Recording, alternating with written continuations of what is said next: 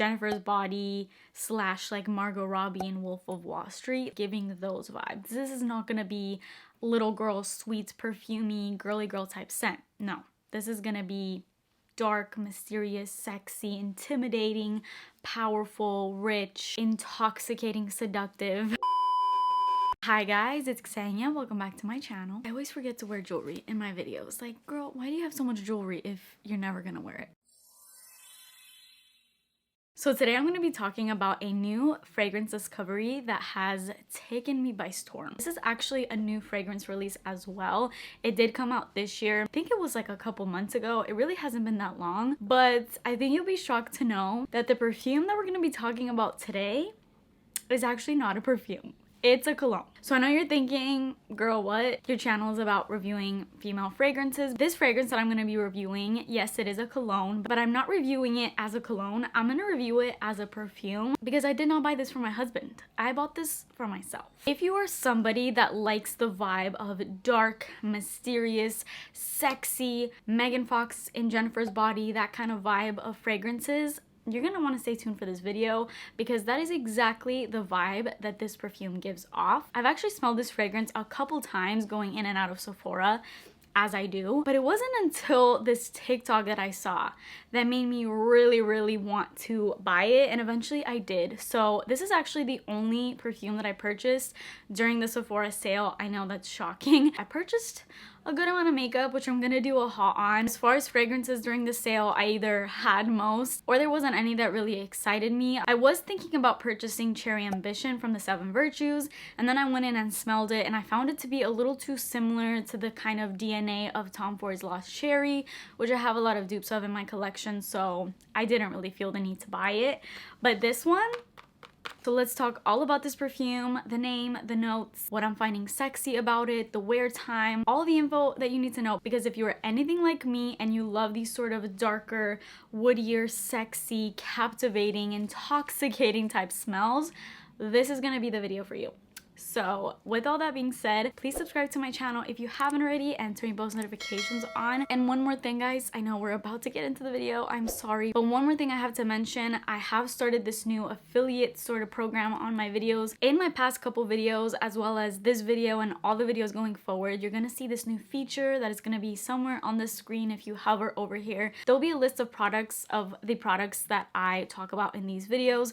I always get comments telling me to list the products that I talk about so that it's easier for you guys to buy them if you wish to purchase. And you'll also see that list of products in the description box, and you'll notice that it says on there that I earn a little bit of commission on those. So I just wanted to come on here and personally tell you that if you want to support me and this channel and you want to purchase any of the products that I recommend, please go through those links, and I do earn a little bit of money. That money gets recycled back into this channel, but I just wanted to be transparent and let you guys know because that is a new feature that I've added on here. I don't want anybody to feel pressured. It's just if you are already thinking about buying any certain perfume or you like any of the products that I talk about, then it would mean a lot to me if you do go through those links. With all that being said, let's get into it. Today we're going to be talking about this new YSL MYSLF perfume.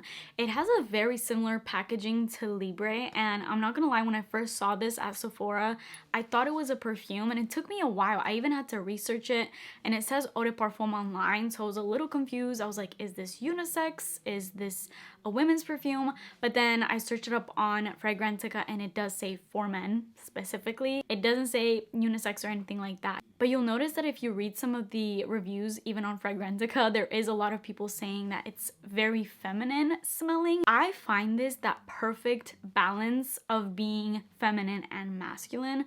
So personally, I would see this as a unisex scent. It is leaning a little bit more on the cologne side, but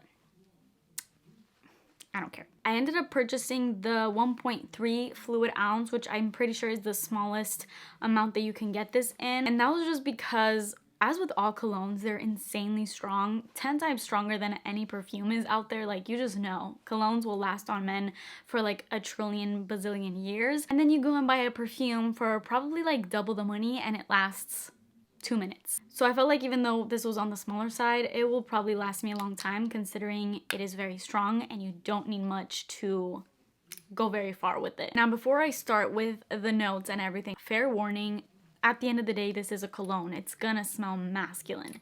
If you are somebody that is not into these sort of really dark cologne, more masculine leaning scents, very woody, just that kind of vibe, this video is probably not for you. But if you love those woody, deep, femme fatale kind of man-eater scents that will give you a little bit of that cologne vibe, then yes, this will be your guy. I personally find this perfume the perfect balance. It is literally like the baby, the love child of YSL Libre mixed with Paco Rabanne 1 million. So it's almost like the mixture of a perfume and a cologne kind of coming together. It's very sweet, so I think that's what ultimately gives it more of like a sexy feminine vibe, but then all those woody vibes, just the darkness and everything that cologne feels also just ultimately, obviously it's gonna be there. This scent, being that it is a cologne, is strong, it's powerful, it's gonna linger, and it's going to just leave this kind of intoxicating scent trail. It has beautiful sillage, and you're gonna be filled in the most magical, dark, femme fatale sort of bubble around you, and people will flock to it. Like, I know that this is a cologne, but the way that it turns on me when it hits my skin and how my skin chemistry works with it, I think is just so well. It's a really good combo where I've put this on my husband, and on him it smells straight up like a cologne, and then I put it on me and I get kind of both this perfumey slash cologne kind of smell. I saw this other girl on TikTok that was talking about this and recommending it, and she literally kind of described it as being Jennifer's Body slash like Margot Robbie in Wolf of Wall Street, like giving those vibes. This is not gonna be little girl, sweet, perfumey, girly girl type scent. No, this is gonna be dark, mysterious, sexy, intimidating, powerful, rich, intoxicating, seductive. Just all those vibes. Getting into the notes, this has Calabrian bergamot and bergamot, middle notes of Tunisian orange blossom, and base notes of ambrofix and patchouli. So the reason why I feel like this could very easily be mistaken as just a really masculine smelling perfume is because when you look at these notes, I mean, typically in a lot of colognes you'll find those deep woody notes and just more cologne-y type notes, whereas if you look at the notes of this one, really you just get bergamot, orange blossom, patchouli, which is in like every other perfume anyway. I'm not really sure what that ambrofix is. I've never actually seen it in any perfume, so maybe that's ultimately what's giving this that cologne vibe. I'm not sure. Let me know what that's supposed to give off and smell in the comments. And like I was saying, as far as this smelling like Libre, like I said, there's a lot of that DNA in here, and I mean, it's another YSL fragrance. I almost feel like this is like the masculine version of Libre. Maybe it was meant to be that, I'm not really sure. But if you go on Fragrantica, literally the first perfume listed as the perfume reminds me of category is Libre. It's not even any other cologne. There's other colognes that is compared to as well, but considering the very first fragrance on that list is a perfume, makes you kind of wonder. Now, I'm in no way saying that just because this is a cologne, it's like too feminine for a guy to wear, because I think this smells sexy on whoever wears it. I'm simply just introducing it to all you girls out there. If you kind of have the same perfume taste as me, if you've loved perfumes I've recommended in the past, I think you would really, really love this. I know this is a different one. It's very different from my channel and the type of videos that I post on here. I normally do love very feminine fragrances. I love to smell feminine, but this makes me feel really, really feminine. It makes me feel my most confident, my most femme fatale, feminine self, honestly, even though it's a cologne. So I know that's really weird, but please just go and smell it. Go to an Ulta, go to a Sephora, go to a Macy's, a Dillard's. And if you don't believe me about this smelling feminine enough for a girl to wear, just go on TikTok and type in this perfume, and there's gonna be so many women telling you the same thing I'm telling you on here, that it's just sexy and that doesn't really have a gender, honestly. So yeah, that is it for this video. I know it was kind of a short one, but I really just wanted to introduce this fragrance. I'm gonna be talking about it in videos going forward because I think I'm gonna use it so much. And the wonderful thing about fragrances is that you can layer them and tweak them. So I feel like maybe with a body mist or another perfume that is a little bit more feminine, I could get that to be even more feminine. Personally, I don't want to because I love it as is. That's why I'm recommending it to you guys. But I'm just saying, like, you can definitely tweak it, but the scent just in the bottle alone is just 10 out of 10, chef's kiss.